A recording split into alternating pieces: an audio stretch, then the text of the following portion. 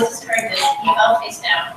Then he said to Korah and all his followers, "In the morning, the Lord will show who belongs to him and who is holy, and he will have that person come near him. The man he chooses, he will cause to come near him. You, Korah, and all your followers are to do this. Take censers, and tomorrow put burning coals of incense in them before the Lord. The man who the Lord chooses will be the one who is holy. You Levites have gone too far." Moses also said to Korah, "Now listen, isn't it enough for you that the God of Israel has separated you from the rest of the Israelite community and brought you near himself to do the work at the Lord's tabernacle and to stand before the community and minister to them? He has brought you all and all your fellow Levites near himself. But now the Lord trying to get the priesthood too. It is against the Lord that you and all your followers are created together. Who is Aaron that you should grumble against him?" Then Moses summoned Dathan and Abiram, the sons of Gilead, but they said, "We will not come. Isn't it enough that you have brought us up out of a land full of milk and honey to kill some of us? And now you also want to the Lord over us? Moreover, you haven't brought us into a land full of milk and honey, or given us an inheritance of fields and vineyards. Do you want to treat these men like slaves? No, we will not come." All right, great. All right, let's look at a couple of these questions, which hopefully is just a brief recap from last week. What's the tribes, the two tribes that these two main conspirators were from? Say it again, loud. Levi and who else?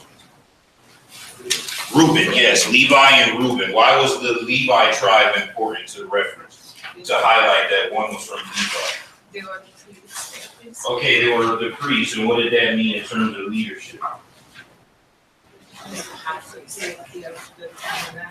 Okay, so what did it mean to be a Levi in terms of leadership out of all of the 12 tribes? What did that mean in leadership? Remember, there's no separation of church and state. We're not talking about elders and deacons. We're talking about national leadership. What did it mean in terms of leadership to say that you were from Levi tribe opposed to being from another tribe?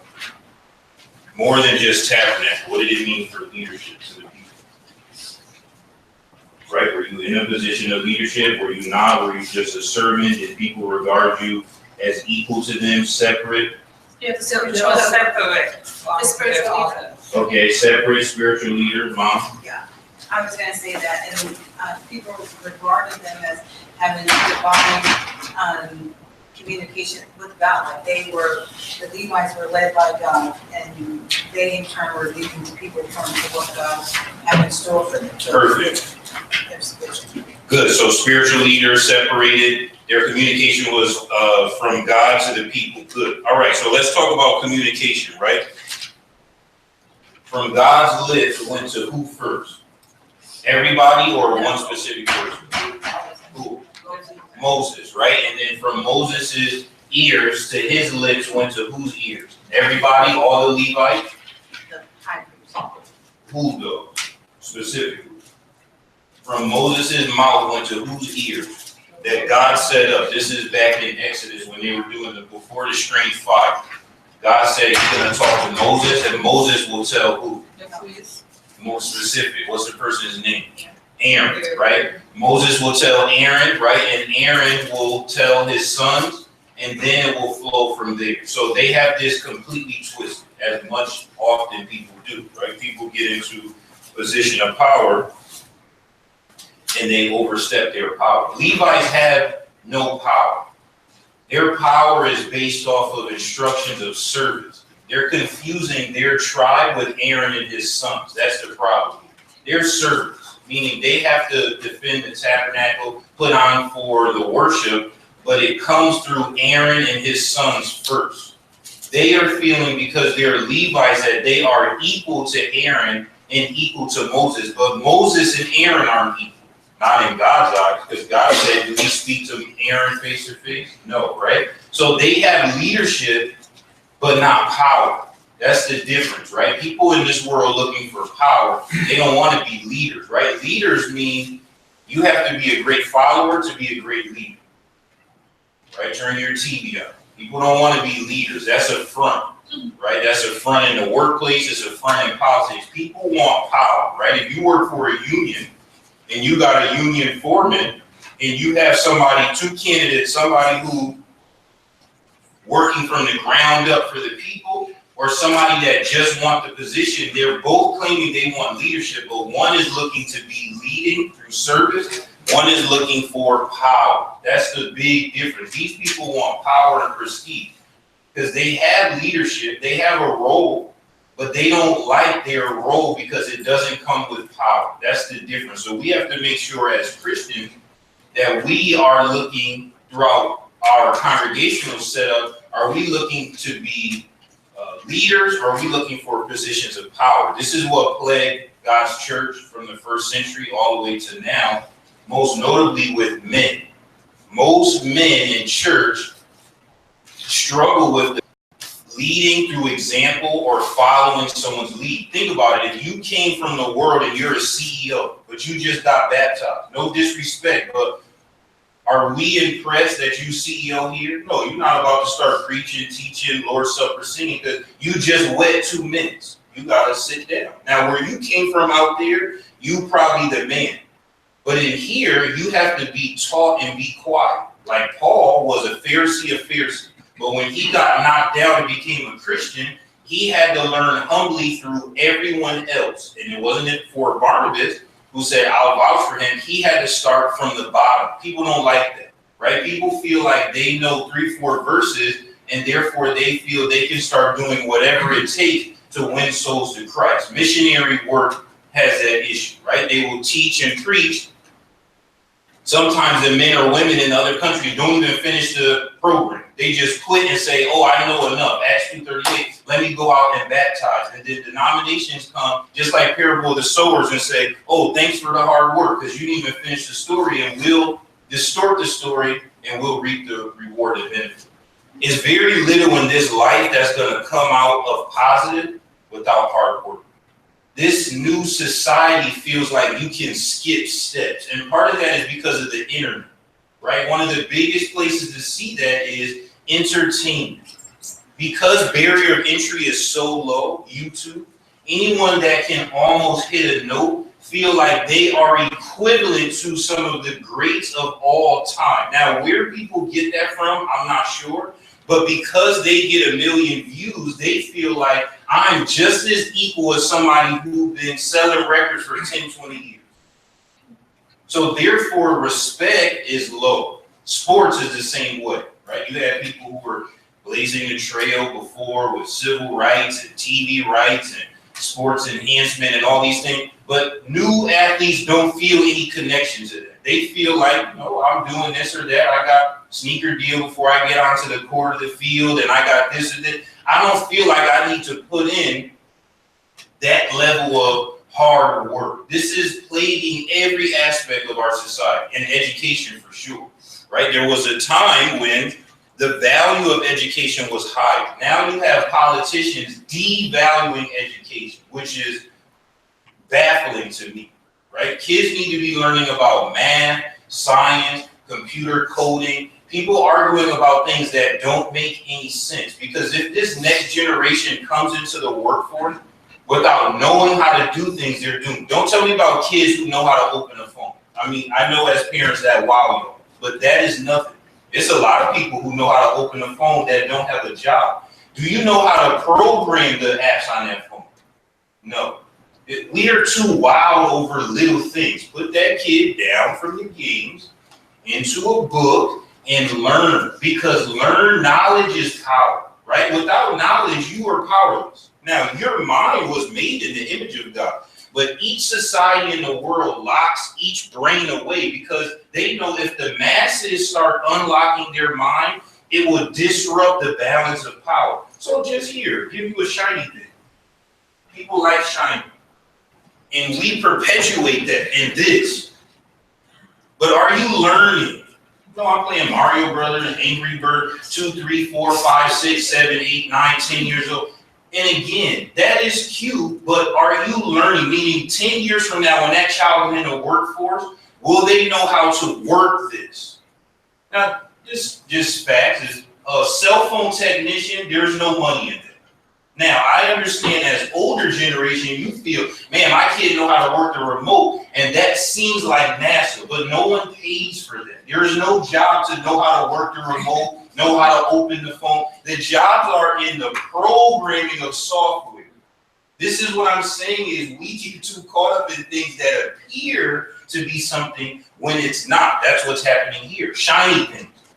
The clothes, remember we did the whole thing about the clothes and the jewels on the breastplate and the incense. They're getting caught up in the shiny things, but are they actually learning what it's like to be a leader? No.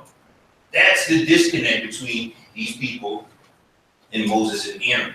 We have to make sure as us, especially as congregations, right? Because sometimes parents, you may live in a single parent home or a kid. Church may be raising a kid. We need to make sure that as congregation, we are pushing our young people on the path of success. Every child, just like adult, was made in the image of God Almighty. Never be mediocre, ever. No kid should feel like I'm just and say something, especially in high school. You are made in the image of God Almighty. I don't care what your friends are doing. I don't care what your physical situation. You could be from a dysfunctional home, abusive home, all this, and this. But God made you in his own image. Therefore, you can do if God will. That's where we have to get mind elevation to young people. Too many young people are disenfranchised and disheartened. So when they come into adulthood, society already has it because they already feel like I have no value. So if I can get at society, kids under 18 to feel like that they can make no positive contribution to society, society's balance will never get disrupted.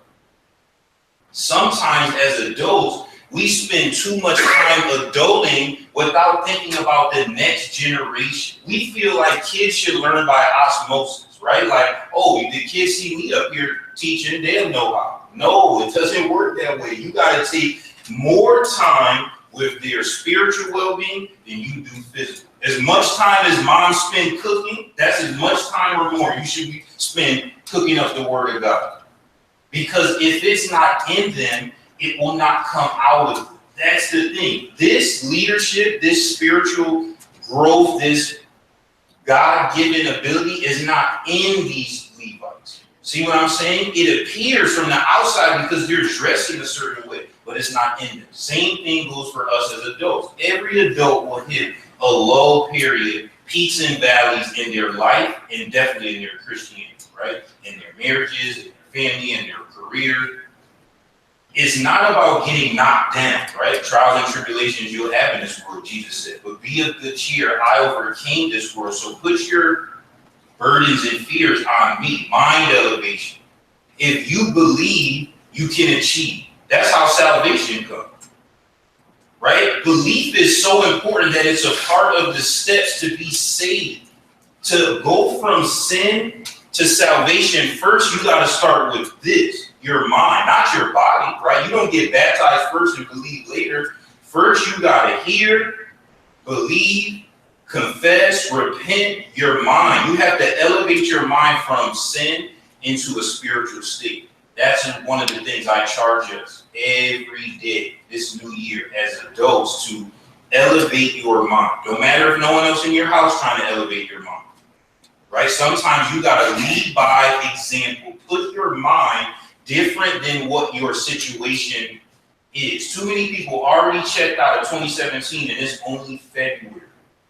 You got 10 more months and people say, oh, I'm already going to be fat. I'm already going to be poor. I'm already going to be unhappy. Blah, blah, blah, blah, blah, blah. Already up. That's negative energy. Negative energy kills living things like animals and plants. No dog or cat want to be with no owner. Negative energy. Most of the time they run away. No animal want to be around it. Plants just die, wither and die. Man, what's wrong with this plant? I'm giving it water and light. Too negative, dead. Never mind. Like, we have to be more positive. This whole chapter is about 100% negative energy and misguided spirituality. That's the danger. We have to make sure as congregation we never are that way. Because if we can be stronger with that inside of our core group, Remember, we leave every Sunday and Wednesday into the world. Naturally, it would bleed out to everyone around us. And people would sense as a vibe, something is more positive about you than most people I know, and I don't know what it is. Not the way you look, not the way you dress. Think about Jesus, right? He had nothing to draw them to him. It was his vibe that people gravitated to. That same power live inside of you. But do you tap into? That's the thing. They have access to the same God as being Levi. But are they tapping into him? That's the difference, right? So hopefully we can see that sometimes we're so close, but yet so far. This is how 1 Corinthians say, even amongst Christians taking the Lord's Supper, some are sick and weak, and some are already spiritually dead. Because they're so close, but yet so far from relationship with God, the true essence of Christianity. So this is where we are here. But when we think of this, twofold. Make sure you don't fall into this category. And then also make sure you are seeing the pitfall so you don't. Meaning, don't just read this and say, oh, I'm not a divisive person, this is never me. Sometimes we are Korahs in our own life and don't see it, right? Open your mind when you see extreme negativity to see the pitfalls, to be like, okay, where did they go wrong? Man, they were going okay here. I see, here's the detour, right? That's what we're trying to figure out is, where's the detour from them when they started out in Exodus, a tribe called out, and now they feel like their role is not good enough. They want higher elevation. There's a spiritual character who felt the same way, who had a very prominent role in heaven and felt like his role wasn't high enough. He wanted to be equal. What's his name? Satan. And what about him? Well, he was cast out, right? Be very careful. And Jesus said, remember, parable of the banquet, you come into a wedding, don't go to the front seat. And bridegroom or the bride or the family say, hey man, that's my mom's seat, get up. You sit in the back and then let people sit and say, hey, that's my main man. Hey, come up with me. What you doing? Hey, second cousin, I forgot, we don't talk that much. Go to the back, right? Wait. Humble yourself in the sight of the Lord and he will lift you up, right? Sometimes it takes years. Let's talk about the workplace. Sometimes review after review, bonus after bonus, promotion after promotion pass you by.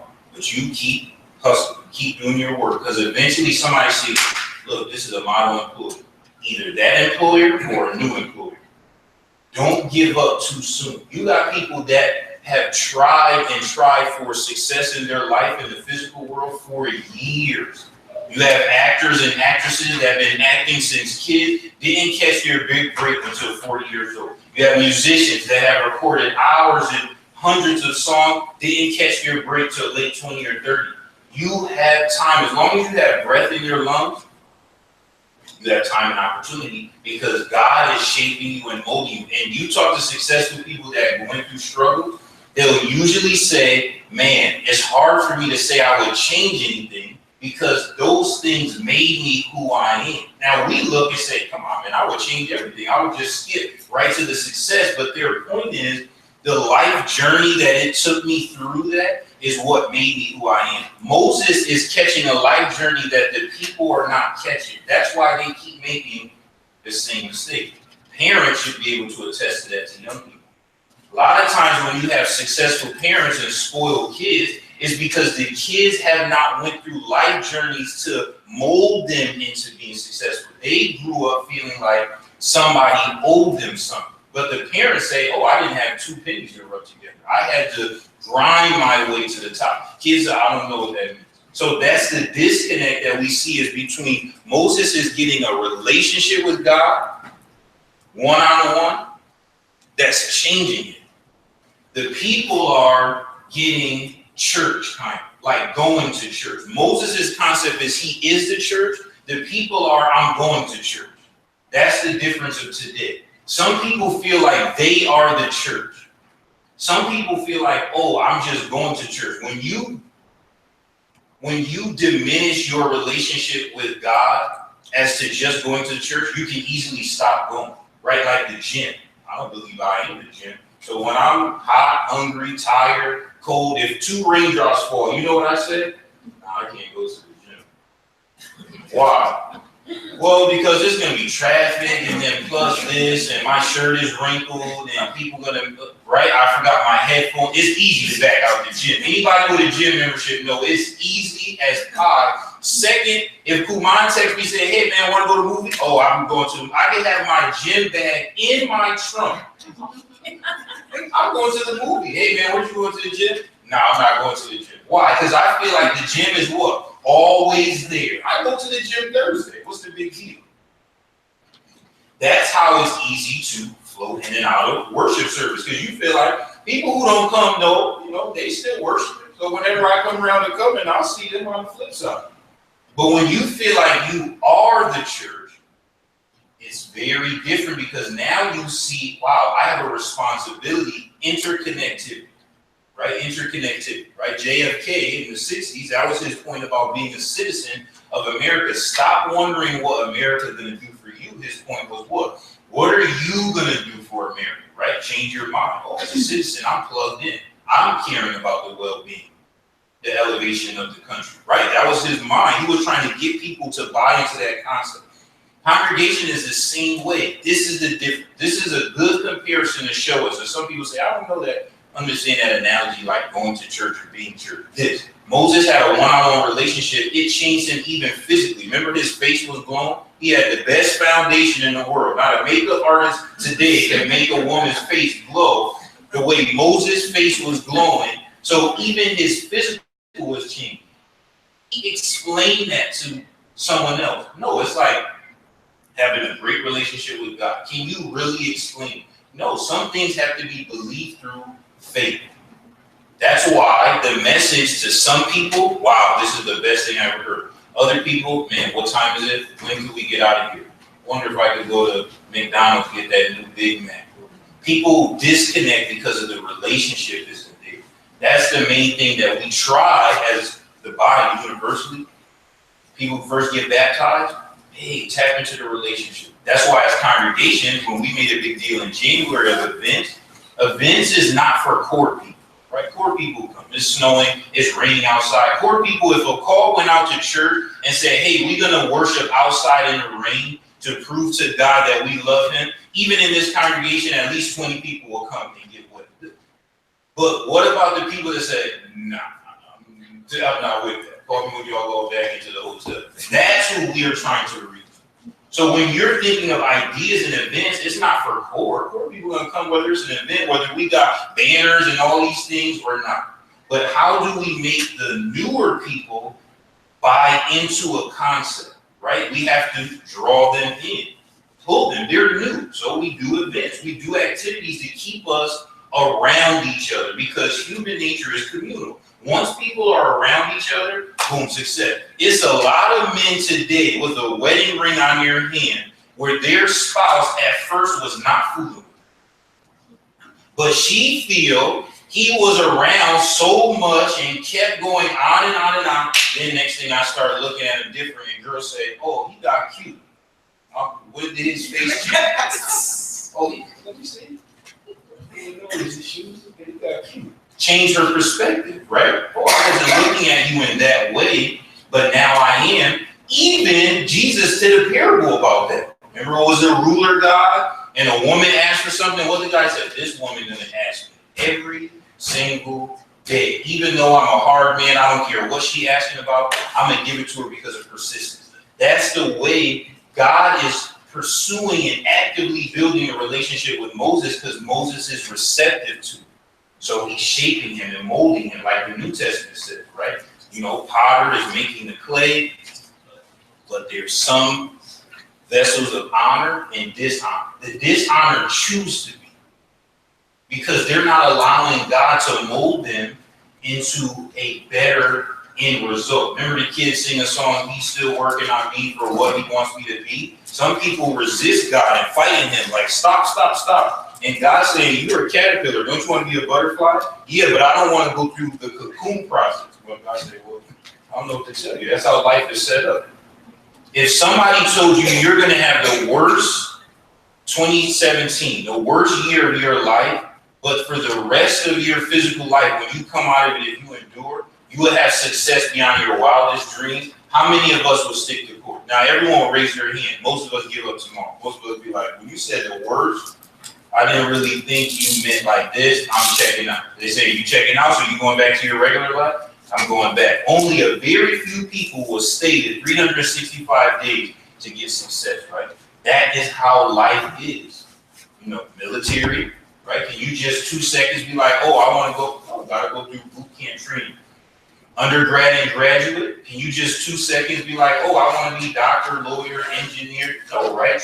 Plumber, carpenter, gotta learn. People give up, and you usually come to the next semester, and what happens? Empty seat. You say, hey man, where's Ricardo? Where's Gene? Where's Kumar? Y'all, they out of here, they done peace out. Oh man. And what starts to happen? High schools are like this. High schools be packed the first day, freshman year. Graduating class, you can find a seat. You can find a seat because people have given up. This is the same thing with spiritual growth, right? We have to make sure, okay, Jesus said count the cost. So every day that I'm a Christian, am I elevating my mind into relationship mode or do's and don'ts? Right? As new Christians, yes, people will say, what can I do to be a Christian? That's a valid question for a new person. We say, okay, you're not going to like this list, but here goes some things. And people say, man, I can't do that either. But when you become a seasoned Christian, it's not about what you can't do, it's the relationship. Hopefully, as people transition from single to married and older in marriage, it's that way. When you first marry, it's probably natural to come home and say, hey, what we going to eat? What'd you say? Man, my eater is my fault, because I ate out of the way, I'm sorry. Person say, you wasn't thinking about me, my fault. Seriously, because I'm just single mind. But if you 20, 30 years and somebody, you still eating without the other person, be like, we've been one for so long, why are you not thinking of me? That transition, because relationship transition. Sometimes as Christianity, we are where we are in a negative place because we're still in the dating phase with God. We haven't become one with him yet. That's the situation between Moses and Aaron. They're being one with God. And then the people. Any comments or questions on that before we move on to this next section? Anybody? Mm-hmm. So, Korah and the Tea Party group. Oh, okay. Bring it up. Okay. The word that describes them as hubris. Yes. Sense of their own self-importance. Mm-hmm. Overwhelming. Yeah. That's a common problem today everywhere. Yeah. Even Miriam and Aaron had the same problem. Same problem. Yep. Miriam got turned to dust or white dust or something and had to go out of town for a week. But they thought they could speak to God just as well as Moses. Mm-hmm. But God came down and made it very clear. Moses and I we talk face to face, or we talk, word to word.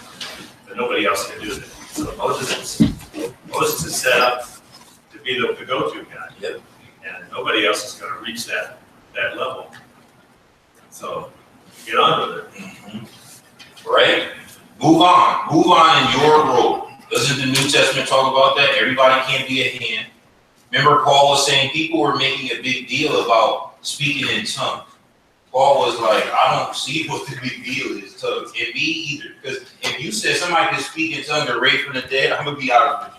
I don't care nothing about communicating other languages. Because if I raise someone from the dead, every language you speak, you would be wow. Whatever wow is in any language. But in that time, they made such a big deal. And Paul said, why are you making a big deal over this? Because you need an interpreter. They think because it sounds nice. Pomp and circumstance. Because people were getting up while you prophesying. People say, watch this. You ever heard some of this? It was like, now their mind is off of the teaching. Wow. So they were gravitating to that. Paul's point was, don't you got a body? You have some parts covered, some parts exposed, some parts used more, but it all works together. People say, I don't care about that. Right? Like people are into pomp and circumstance. This is the problem. So when we see this, yes, lovers of themselves, very self-orientated and self-minded, their concept was broken. Very, very broken. Okay, let's look at a couple of quick questions. just to move through. What was the complaint against Moses and Aaron? This is just a recap from the 14 verses. We did these last week, but what was the main complaint against them? Say it again. People thought that they were exalting or elevating themselves above everyone else. Okay. And they didn't like it. They felt like they were just as holy, and they should have been considered that they had just as much connection to God as Moses and Aaron. Good. Okay. And then what was the complaint against Moses in this 11 through 14? Remember, because two people didn't go. So 13 and 14, what was the complaint against Moses? Moses said, come on up here and join this game we're about to do. They said, no, I'm not with the games, man. I'm real life, God. We'll tell you about yourself. And then 13 and 14, what was that? They felt that they were taken out of the land, flowing with milk and honey, and that they were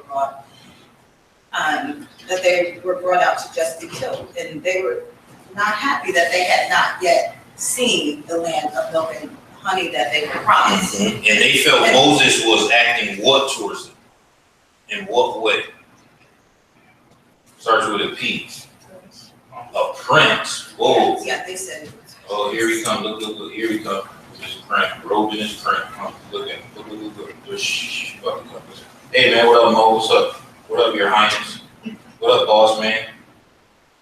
Right? They felt like he was elevating himself, lording over them. Now, you gotta see if you had to rank on LinkedIn, man, you got some positions open. Nobody want Moses' job. Moses' job don't have no applicants for LinkedIn profile. Leader of the Israelites, people say, nah, I'm all set with that. That don't pay enough. But they felt that this man was lording over them. This man had a family. He had a life. He had a job. He had a good thing going in Egypt and out of Egypt. Both. Moses don't need not one of these people, including his brother Aaron. But how is it perceived that he feels that he is better than them? That's what I wanted to kind of look at towards the end of class today, is because that's what happens spiritually. Usually, whether it's your friends, sometimes, but mostly in church, especially in a household, when you have some people, right, different years, months, weeks, seasons affect people differently. Some people come home from a retreat, ladies' day, men's retreat, camp, an experience, and then they start changing up. The rest of the people around them feel like this is baffling me about human nature. That person bettering themselves, and the first thing people say is they think they better than us. Oh, hold on, sweetheart. Who thinking about you? That person bettering themselves. And you need to tell me that when they started doing right by themselves, their sole motivation was to be better than you. Out of the 7+ billion people, that's how people's mind disconnect. Right? People stop doing a certain thing. Oh, look. She thinks she's better than us. Look how she dressed. So she got dressed in her closet and walked out of her house, and yet when she was getting dressed, she was thinking, let me not wear stylish things, fashionable things, things that work best for my frame. Let me try to look better or be better than X, Y, and Z person. You mean to tell me that she woke up with you on her mind? That's how people think. Same thing happened from a spiritual standpoint, right? People will feel like so-and-so or family so-and-so or this congregation, sometimes this whole congregation is moving towards a certain direction of positivity. He, she, they think they're better than us. That's minimizing, crippling, and it's divisive, right? And it's childish to me. I mean, no offense, but it's a weak frame of mind. Too many things in our society now is weak mind. That's weak. Hating on somebody's success in their life is very weak. Because whether that person is successful or not, are you any more successful? No. So you need to be worried about your own self. You should see those things as motivation. Instead of coveting or being jealous, you should be motivated, right? You see somebody you haven't seen in a long time and they came back, they dropped 100 pounds. You should be, What you doing? Let me find out. Motivate yourself. You see somebody that used to be living a certain way and they went a complete 180. What you doing? What are some tips?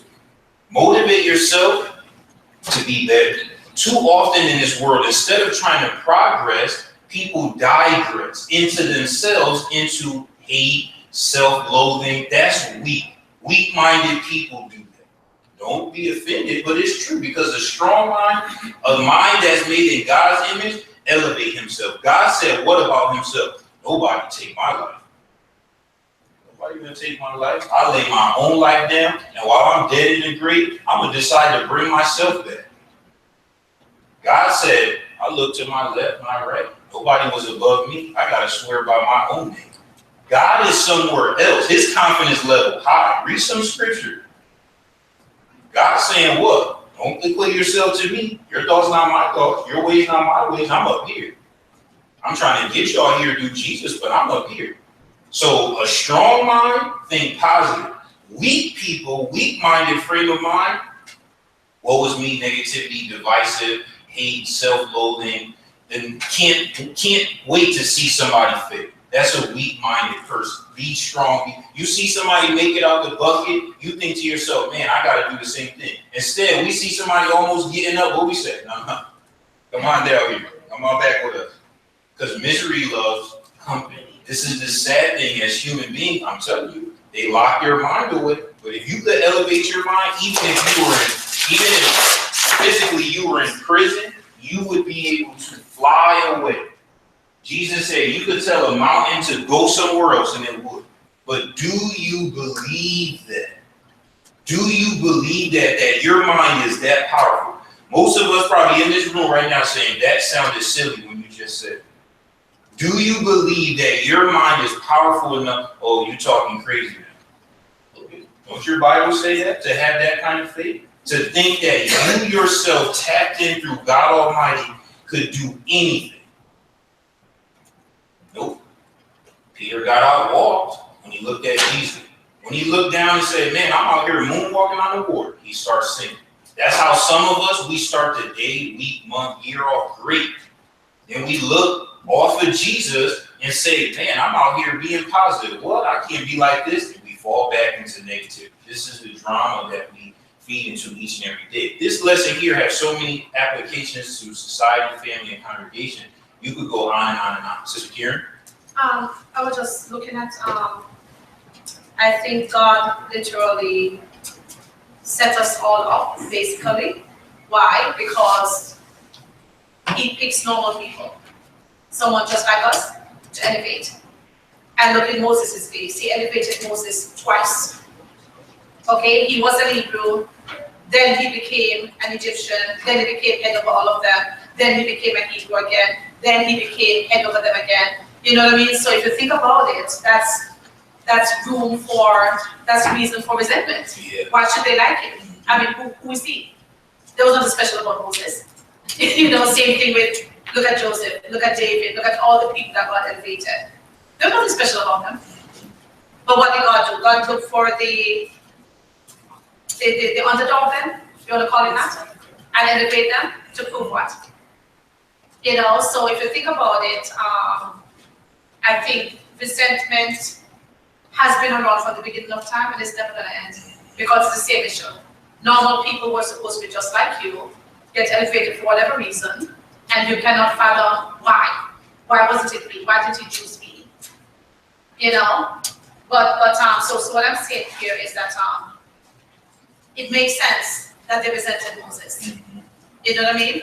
And if you think about what Moses did, Moses hasn't done anything to them. They don't care. Just because God chose him, and it's not really his fault that God chose him. So basically, in my opinion here, they're not really arguing with Moses. They're like against God again. And that's how God. Like, how dare you choose this person? Because Moses didn't do anything. Neither did David, neither did Joseph. All those people that God chose, they didn't choose themselves. Yeah. You know, Jonah didn't want to go. You know, think about it. All of them, they didn't really. None of them went willingly. How much of them went willingly? That's why whenever things aren't going your way in life, especially spiritually, you should go to a mirror or turn your camera phone facing to yourself, because you are the problem. Right? There's a lot of things God had for your life way different than the life you live. You made the choices.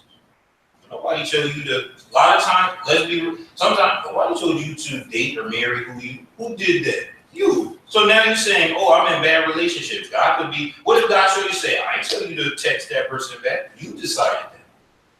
Jobs, I hate my job. God could say, I never told you to take that job. Who told you to take that job? Did you ask me? You decided. So you feel sad. All right, feel sad. God could be like, your life was way different. I had a different way for you. But free will, you want it so bad. So I let you do whatever you want. Can't parents attest to that? Parents can say to your kids, be like, nobody told you to do this. I watched you do that. Sometimes parents watch from the inside, the outside of the house. Say, look, that can't be my kid. Look at me. That gotta come from the father. Look. Crying. Come outside. What happened? And the kid, here come the lie. Oh, mom or dad, this is, no, I was watching. Right? Because people don't want to own up to their own actions. Everything is someone else's fault. Society, parents, I didn't get enough red. My parents made me wear blue. They know I like plaid. I had to wear polka dots. On and on. Bad things happen to everybody. We all hurting physically, emotionally, financially. Right? So your problems, I will be honest with you, I say this all the time, and people don't want to hear about your problems. When you on the phone telling your problems, you know what people doing, waiting for you to stop so they can talk about their problems. People not really listening. I have my own problems for the day. That's why usually when somebody talking, I got a friend like this. You try to throw 2 cents in, man. Hey, man, let me call you right back. I'm like, yo, what's up, man? I can't say nothing about my day. Because some people I just needed an ear. You're not trying to be here for me? I mean, you be all right. And go on about their life. This is how things are, is because people are not trying to put others above themselves. You putting others above yourself, you have no energy to be covetous or jealous, because you constantly serve. That's why in church leadership, the first thing this is a secret too. People who got a lot of mouth, the first thing leadership gonna do, you gotta do something. You got a lot of mouth, you about to have 10 things to do every week. Because once you buzzing around, guess what that mouth do? Ooh, that mouth close up quick, fast. You start criticizing others, you got 10 events coming up. Boom, and we announcing them events. Let's go. What's up with that event? Oh, I didn't do it. Why you didn't do it? Whole group looking. Now you getting hot, sweaty. You thinking, man, church thing I'm trying to, man, let's go next week. We need that event. What that mouth gonna do? Ellis, you got something? Nah, I got nothing to say, man. I'm straight. Because when you're busy, your mind is elevated. But an idle mind, old people say, is what? The devil's playground. Get your mind busy. Get your mind busy, and you will stop worrying about everyone else or woe is me. Mind elevation. That's how dad joke, but there's people who make 100,000 plus. That's free in the palm of their lap. People read it and say, nah, so it's called, you know what that's called? Mind elevation. Ooh, what's that? Give me some money. I said, give me some money. Okay. So now you give me some money. People say, man, I could have read that myself. This book is about elevating your mind out of negativity into positivity. And people say, nah, I'd rather watch or this or pay or buy. And this. People smart. They're not going to give you the secret quick. They're going to say, ooh, this is a 12-week course. So just keep buying the workshop or keep listening. And you thinking, ooh, they say, man, next week we're going to tell you. You thinking, man, you listen to the live stream next week. Man, next week, keep playing though. 1995, keep giving it. At the end, they say, hey, man, be a better person. What? That's why you got to tell me? Because people found out the secret sauce in this book and how powerful the words are, and they repackaged it up, distorted it a little bit, and they spew it out into the world. Elevate your mind, right? As Christians, brothers and sisters, elevate your mind today and this week and put yourself spiritually in a different place and see how God will bless you, truly. See how God will bless you. All right, we're over time. Let's close here, and we'll hopefully wrap this up over the next 2 weeks, this lesson. Heavenly Father, we thank you for this beautiful and blessed day. Thank you for giving us the ability to study a portion of your word at this time. We're thankful, dear God, that we had the opportunity to study such a contrast between positivity and negativity. We ask that you allow us to be blessed. We ask for wisdom, knowing in James and your word that you give wisdom freely to those that ask. Help us to see right and wrong and have the self-control to choose right. Help us to elevate our mind out of the negativity around us into strength and positivity and love. We ask that you be with those who are traveling at this time to service without the loss or harm of any, and that we will gather us together momentarily to worship, in spirit and in truth. And please be with those of our numbers who are spiritually and physically sick. Bless them, guide, guard, and keep them. In Jesus' name we pray. Amen. All right, thank you for all of our Bible readers and comments. The lights went out halfway, so we'll see.